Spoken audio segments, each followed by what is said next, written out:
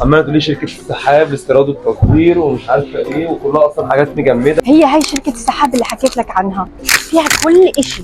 ايه دي؟ أيوة رح تعجبك على الآخر. يعني ايه السحاب؟ السحاب تبعت السمك المستورد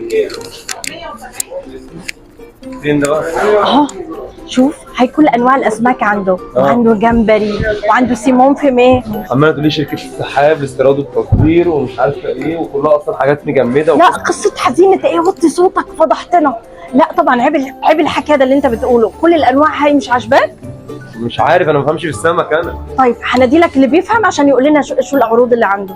استاذ محمد. فين اللي بيفهم ده؟ استاذ محمد مرحبا، ازيك عامل ايه؟ انا بقول له بقى ان انت عندك العروض والاشياء الحلوه اللي انا متعوده اخدها. عندنا الجمبري، وعندنا السلمون والساكوزا، وعندنا الكابوريا، وعندنا البلطي، وعندنا البوري، وعندنا الفيليه، وعندنا السلمون، وعندنا البربون، وعندنا المرجان، وعندنا البلطي، وعندنا البوري، وعندنا الماكريل، عندنا البربون اللي بيتغذى على الجمبري حاجه بحر. بص البلطي عندنا عامل ازاي؟ سمك متغذي. وعندنا سمك اللوت، السمك عامل ازاي؟ ده سمك لوت تمام كده. وعندنا مرجان سويسي، ده بتاع البحر الاحمر ومفيش شوك ولا اي حاجه. عندنا المكرونه السويسي برضك، ده كل الحاجات دي كلها حاجات بحر. لا عليك، لا عليك. وهذا دقيقه واحده بس، ما تقعدش تقول لي عندي وعندي وعندي وفي الاخر تلاقيك اصلا بتبيع باسعار فلكيه. انت بتبيع بكام؟ انجز. اقول لك هذا اكثر شيء عاجبني. ده من غير شوك؟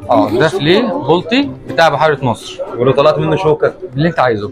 وعندي القشر بياض، وعندي المستورد.